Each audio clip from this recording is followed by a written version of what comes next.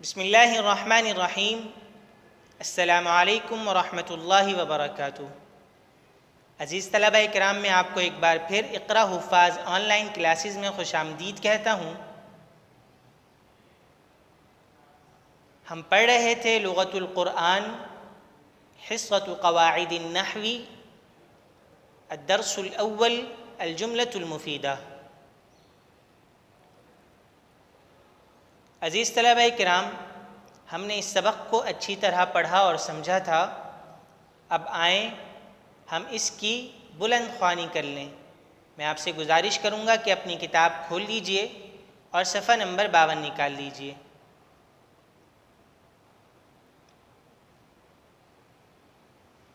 الامثلہ: الحدیقۃ واسعۃ، باغ کشادہ ہے۔ قطف محمد زہرۃ، محمد نے پھول توڑا۔ اترک المزاح، مذاق مت کیجیے۔ الہواء نقی، ہوا صاف ہے۔ یعیش السمک فی الماء، مچھلی پانی میں رہتی ہے۔ لا تلعب علی الشارع، سڑک پر مت کھیلو۔ عزیز طلبہ کرام، یہ تمام مثالیں جملہ مفیدہ کی ہیں۔ اب آئیں ہم آگے پڑھتے ہیں اور بات کو سمجھتے ہوئے چلتے ہیں۔ دو یا دو سے زائد کلمات کے مجموعے کو مرکب کہتے ہیں اور مرکب کی دو قسمیں ہیں۔ نمبر 1 مرکب ناقص، نمبر 2 مرکب تام۔ عزیز طلبہ اکرام، جیسے آپ نے پڑھا تھا، لفظ کی دو قسمیں ہیں، مہمل اور مستعمل۔ پھر لفظ مستعمل کی آپ نے دو قسمیں پڑھی، کلمہ اور مرکب۔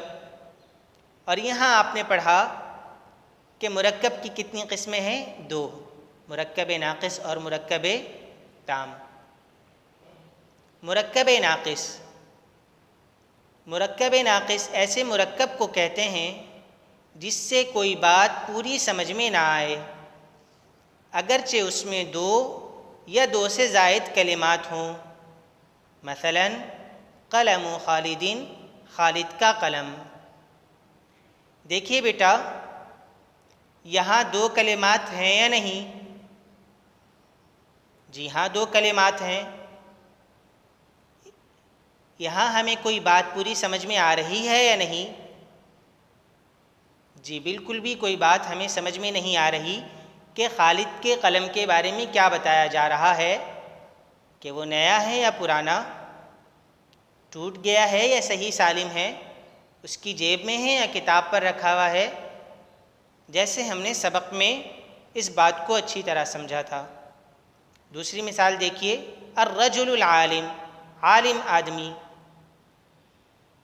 یہاں بھی 2 کلمات ہیں، لیکن کوئی بات پوری سمجھ میں نہیں آ رہی، لہذا ہم ایسے مرکب کو کیا کہیں گے؟ مرکب ناقص۔ قلنسوۃ راشد، راشد کی ٹوپی۔ اس مرکب میں بھی ہمیں کوئی بات مکمل طور پہ سمجھ میں نہیں آ رہی، تو ہم ایسے مرکب کو کیا کہیں گے بیٹا؟ مرکب ناقص۔ مرکب ناقص کو انگریزی زبان میں فریز کہتے ہیں، جبکہ اردو میں اسے مرکب ناقص اور فقرہ کہتے ہیں۔ کیا کہتے ہیں؟ مرکب ناقص اور فقرہ۔ اب آئیں بچوں، ہم مرکب تام کی تعریف پڑھتے ہیں۔ مرکب تام، مرکب تام ایسے مرکب کو کہتے ہیں جو 2 یا 2 سے زائد کلمات سے مرکب ہو اور سننے والے کو اس کا مکمل مفہوم سمجھ میں آئے، یعنی اس سے کوئی خبر، کوئی حکم یا کوئی خواہش معلوم ہو۔ مثلا جاء احمد من دارہ، احمد اپنے گھر سے آیا۔ اب دیکھیے بیٹا، یہاں اس جملے میں آپ کو کوئی بات مکمل سمجھ میں آ رہی ہے یا نہیں؟ تو جی ہاں، اس بات کی ہمیں خبر ملی کہ احمد کہاں سے آیا ہے؟ اپنے گھر سے آیا ہے۔ تو ہم ایسے مرکب کو کیا کہیں گے بیٹا؟ ایسے مرکب کو ہم مرکب تام اور جملہ مفیدہ کہیں گے۔ دوسری مثال دیکھیے، اقطف الوردۃ، پھول توڑو۔ یہاں دو کلمات ہیں یا نہیں؟ جی ہاں، دو کلمات ہیں، لیکن کیا کوئی پورا مفہوم ہمیں سمجھ میں آ رہا ہے؟ کوئی پوری بات سمجھ میں آ رہی ہے؟ تو جی ہاں، پوری بات سمجھ میں آ رہی ہے کہ فاعل کو حکم دیا جا رہا ہے وہ پھول توڑے۔ تو ہم ایسے مرکب کو مرکب تام اور جملہ مفیدہ کہتے ہیں۔ تیسری مثال دیکھیے، لیت الجو نظیف، کاش موسم خوشگوار ہو۔ یہاں اس جملے میں بیٹا آپ کو کوئی پوری بات سمجھ میں آ رہی ہے یا نہیں؟ جی ہاں، پوری بات سمجھ میں آ رہی ہے، ایک مکمل مفہوم سمجھ میں آ رہا ہے کہ کہنے والا اس بات کی خواہش کر رہا ہے کہ موسم خوشگوار ہو۔ لہذا ہم ایسے مرکب کو مرکب تام اور جملہ مفیدہ کہتے ہیں۔ جو بات ہم نے سبق میں سمجھی تھی وہی بات یہاں آ گئی۔ یہ بات بھی آپ پڑھ چکے ہیں کہ مرکب تام کو عربی زبان میں کلام اور جملۃ مفیدۃ بھی کہتے ہیں۔ کیا کہتے ہیں؟ کلام اور جملۃ مفیدۃ۔ انگریزی میں اسے سینٹنس کہتے ہیں۔ کیا کہتے ہیں؟ سینٹنس۔ اور اردو زبان میں اسے جملہ ہی کہا جاتا ہے۔ اب یہاں بچوں ان مثالوں کے متعلق بات کی جائے گی اور انہیں ہمیں دوبارہ سے سمجھایا جائے گا۔ غور کیجئے،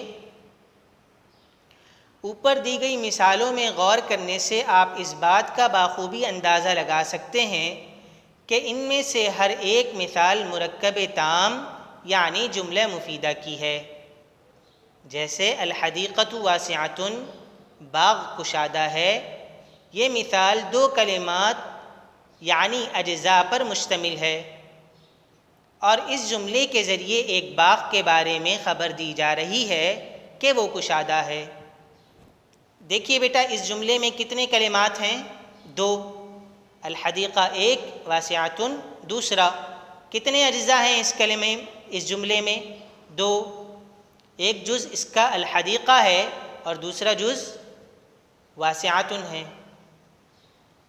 تو یہی بات جو ہم نے سبق میں پڑھی تھی کہ جملہ دو کلمات پر مشتمل ہوتا ہے، جملہ دو اجزاء پر مشتمل ہوتا ہے۔ اس بات کے اختتام پر سننے والے کو ایک مکمل خبر کا علم ہوا، یعنی اسے یہ علم ہوا کہ بات کس بارے میں ہو رہی ہے، اور یہ بھی معلوم ہوا کہ کیا بات ہو رہی ہے۔ الحدیقۃ واسعۃ میں سننے والے کو یہ بات سمجھ میں آ گئی کہ باغ کے بارے میں بات ہو رہی ہے، اور کیا بات ہو رہی ہے یہ بھی سمجھ میں آ گئی کہ باغ کے بارے میں یہ بتایا جا رہا ہے کہ وہ کشادہ ہے۔ اس وضاحت سے اتنی بات معلوم ہوئی کہ مرکب کے مفید ہونے کے لیے یہ بھی ضروری ہے کہ جس کے بارے میں بات ہو رہی ہو وہ بھی معلوم ہو، اور جو بات ہو رہی ہو وہ بھی معلوم ہو۔ اگر ان دونوں میں سے کوئی ایک بات بھی معلوم نہ ہو تو ایسے مرکب کو مرکب تام اور جملہ مفیدہ نہیں کہیں گے۔ جیسے قلم خالد، خالد کا قلم۔ یہ مثال باوجود مرکب ہونے کے جملہ مفیدہ نہیں، کیونکہ اس سے اتنی بات کا تو علم ہو رہا ہے کہ خالد کے قلم کے بارے میں کچھ بتایا جا رہا ہے، لیکن کیا بتایا جا رہا ہے اس کا کوئی ذکر نہیں۔ البتہ اگر مرکب کے ساتھ کسی ایسے لفظ کا اضافہ کر دیا جائے جس سے یہ بھی معلوم ہو جائے کہ خالد کے قلم کے بارے میں کیا بتایا جا رہا ہے، جیسے ہم کہیں قلم خالد جدید، خالد کا قلم نیا ہے، تو یہ مرکب تام اور جملہ مفیدہ بن جائے گا۔ بچوں، جیسے ہم نے آپ کو سبق میں مرکب ناقص کو مرکب تام بنا کر دکھایا تھا کہ ہم نے وہاں خبر کا اضافہ کر دیا تھا، جس سے ہمیں مکمل ایک مفہوم سمجھ میں آ رہا تھا کہ کیا بات ہو رہی ہے، کس کے بارے میں بات ہو رہی ہے اور کیا بتایا جا رہا ہے۔ فائدہ نمبر 1، جملے میں جس شخص یا جس چیز کے بارے میں بتایا جا رہا ہو اسے مسند الیہ، اور اس شخص یا چیز کے بارے میں جو بھی کچھ بتایا جا رہا ہو اسے مسند کہتے ہیں۔ بچوں، جیسے ہم نے اس بات کو سمجھا تھا کہ جملے کے 2 جزءوں میں سے کسی ایک جز کے بارے میں کوئی نہ کوئی خبر دی جا رہی ہوتی ہے، جس جز کے بارے میں خبر دی جا رہی ہوتی ہے اسے مسند الیہ، اور جو خبر دی جا رہی ہوتی ہے اسے مسند کہتے ہیں۔ جیسے الحدیقۃ واسعۃ، باغ کشادہ ہے، الحدیقہ مسند الیہ ہے کیونکہ جملے میں اسی کے بارے میں بتایا جا رہا ہے، اور چونکہ باغ کے بارے میں یہ بتایا جا رہا ہے کہ وہ واسعۃ یعنی کشادہ ہے، لہذا واسعۃ مسند ہے۔ یا جیسے ہم کہیں یجلس احمد، احمد بیٹھا ہے، اس جملے میں چونکہ احمد کے بارے میں بتایا جا رہا ہے لہذا احمد مسند الیہ کہلائے گا، اور اس کے بارے میں چونکہ یہ بتایا جا رہا ہے کہ وہ بیٹھا ہے لہذا یجلس مسند کہلائے گا۔ مسند اور مسند الیہ کے مل جانے سے جملہ مکمل ہو جاتا ہے اور مخاطب کو مکمل فائدہ یعنی خبر، حکم وغیرہ کی شکل میں حاصل ہوتا ہے، یعنی کلمات کے درمیان ایک ربط اور تعلق پیدا ہو جاتا ہے، جس ربط اور تعلق کی بنیاد پر یہ کلمات جملے کی شکل اختیار کرتے ہیں۔ اس ربط اور تعلق کو اسناد کہتے ہیں۔ یہ وہی بات ہے بیٹا جو ہم نے سبق میں پڑھی تھی کہ جملے کے اندر 2 جز ہوتے ہیں، جس شخص یا جس چیز کے بارے میں بات ہو رہی ہو اسے مسند الیہ، اور اس کے بارے میں جو بھی بات ہو رہی ہو، جو بھی خبر دی جا رہی ہو اسے مسند کہتے ہیں۔ مسند اور مسند الیہ کے مل جانے سے جملے میں ایک ربط اور تعلق پیدا ہو جاتا ہے، اس ربط اور تعلق کو اسناد کہتے ہیں۔ اردو زبان میں جملہ مکمل ہونے کی علامت یہ ہوتی ہے کہ اس کے آخر میں ہے یا ہیں جیسے الفاظ آتے ہیں۔ جیسے احمد بیٹھا ہے میں ہے جملہ مکمل ہونے کی علامت ہے، جبکہ عربی زبان میں مسند اور مسند الیہ تو لفظوں میں موجود ہوتے ہیں لیکن جملہ مکمل ہونے کی کوئی علامت لفظوں میں مذکور نہیں ہوتی۔ جیسے ہم نے پڑھا تھا بیٹا کہ عربی جملوں میں جملہ مکمل ہونے کی علامت مسند اور مسند الیہ ہوتا ہے۔ جب مسند اور مسند الیہ ہمیں کسی جملے میں مل جائے تو ہم یہ سمجھتے ہیں کہ یہاں مکمل مفہوم سمجھ میں آ رہا ہے، مکمل بات سمجھ میں آ رہی ہے اور وہ جملہ مفیدہ ہے، جبکہ اردو زبان میں لفظ ہے یا لفظ ہیں کا استعمال کیا جاتا ہے۔ ذیل میں ہم چند مثالیں درج کر رہے ہیں جن سے یہ فرق مزید واضح ہو جائے گا۔ آئیے دیکھیے بیٹا عربی مثالیں۔ احمد طالب، اس جملے میں احمد مسند الیہ اور طالب مسند ہے۔ اس جملے میں مسند اور مسند الیہ تو مذکور ہے لیکن جملہ مکمل ہونے کی کوئی علامت مذکور نہیں۔ اردو مثال دیکھیے، احمد طالب علم ہے۔ اس جملے میں بھی مسند اور مسند الیہ تو مذکور ہے لیکن اس کے ساتھ جملہ مکمل ہونے کی علامت لفظ ہے مذکور ہے۔ دوسری مثال دیکھیے، الطلاب مجتہدون، اس جملے میں الطلاب مسند الیہ ہے کیونکہ اس کے بارے میں بات ہو رہی ہے، اور کیا بات ہو رہی ہے؟ مجتہدون کہ طلبہ محنتی ہیں، تو طلبہ مسند الیہ اور مجتہدون مسند ہے۔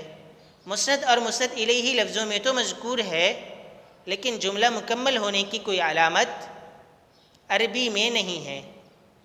جبکہ اردو مثال دیکھیے، طلبہ محنتی ہیں، اس جملے میں مسند اور مسند الیہ کے مذکور ہونے کے ساتھ جملہ مکمل ہونے کی علامت لفظ ہیں بھی مذکور ہے۔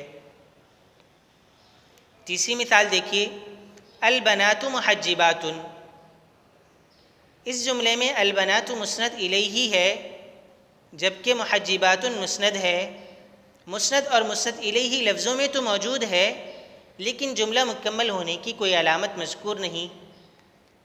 اردو مثال دیکھیے، لڑکیاں باپردہ ہیں۔ اس جملے میں مسند اور مسند الیہ کے مذکور ہونے کے ساتھ جملہ مکمل ہونے کی علامت لفظ ہیں بھی مذکور ہے۔ آخری اور چوتھی مثال دیکھیے، عائشۃ اختی۔ اس جملے میں عائشہ مسند الیہ اور اختی مسند ہے۔ مسند اور مسند الیہ لفظوں میں تو موجود ہے لیکن جملہ مکمل ہونے کی کوئی علامت موجود نہیں، جیسے اردو میں لفظ ہے یا ہیں ہوتی ہے۔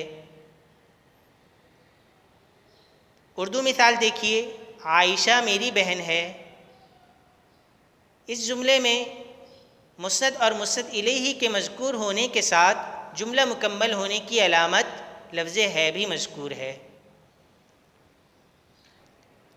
فائدہ نمبر 2، مسند الیہ ہمیشہ اسم ہوتا ہے کیونکہ مسند الیہ وہ کلمہ بن سکتا ہے جس کے بارے میں کچھ بتایا جا سکتا ہو، اور یہ صلاحیت کلمے کی تینوں اقسام میں سے صرف اسم میں ہی ہوتی ہے۔ جیسے بیٹا ہم نے سبق میں پڑھا تھا کہ مسند الیہ کیا ہوتا ہے؟ ہمیشہ اسم ہوتا ہے، فعل کبھی بھی مسند الیہ نہیں بن سکتا۔ وہی بات یہاں ذکر کی گئی، فعل کے ذریعے کچھ بتایا تو جا سکتا ہے، مثلا احمد کھاتا ہے، طالب علم پڑھتا ہے۔ ان دونوں مثالوں میں دیکھیے کھاتا، پڑھتا یہ فعل ہے، ان کے ذریعے سے ہم کچھ بتا سکتے ہیں لیکن ان کے بارے میں ہم کچھ نہیں بتا سکتے، لہذا فعل کے اندر مسند الیہ بننے کی صلاحیت نہیں ہے۔ لیکن فعل کے بارے میں کچھ بتایا نہیں جا سکتا، لہذا ہم یوں کہہ سکتے ہیں کہ جملہ مکمل ہونے کے لیے یہ ضروری ہے کہ اس کے دو اجزاء میں سے کوئی ایک جز اسم ہو، بغیر اسم کے جملہ مکمل نہیں ہو سکتا، جبکہ مسند کبھی فعل ہوتا ہے اور کبھی اسم۔ البتہ حرف نہ مسند الیہ بن سکتا ہے اور نہ ہی مسند بن سکتا ہے۔ اس تفصیل سے اتنی بات واضح ہوئی کہ جملہ کم از کم دو اجزاء سے مل کر بنتا ہے، وہ دونوں اسم بھی ہو سکتے ہیں اور ایک اسم اور ایک فعل بھی ہو سکتا ہے۔ یہ وہی بات ہے بیٹا جو ہم نے پیچھے پڑھی تھی کہ مسند الیہ ہمیشہ اسم ہوتا ہے، فعل کبھی بھی مسند الیہ نہیں بن سکتا، مسند فعل بھی ہو سکتا ہے اور اسم بھی ہو سکتا ہے، البتہ حرف نہ مسند بن سکتا ہے اور نہ مسند الیہ۔ یہ تمام پوائنٹس جو بیٹا آپ کے سامنے ذکر کیے گئے ہیں، آپ نے ان کو اچھی طرح سے یاد کرنا ہے اور اس قاعدے کو بھی یاد کرنا ہے، القاعدۃ المتعلقۃ بالجملۃ المفیدہ، جملہ مفیدہ سے متعلق قاعدہ، وہ مرکب جس کا مکمل مفہوم سمجھ میں آئے وہ جملہ مفیدہ اور کلام کہلاتا ہے۔ تو بیٹے آپ کو یہ قاعدہ اچھی طرح سے یاد کرنا ہے، اسے سمجھنا ہے، اور ساتھ ہی اس سبق کے متعلق الفاظ معنی کا جو ذخیرہ ذکر کیا گیا ہے کتاب میں وہ آپ کو اچھی طرح یاد کرنا ہے تاکہ ہم اس کی تمارین بخوبی اچھے انداز میں حل کر سکیں۔ السلام علیکم ورحمۃ اللہ وبرکاتہ۔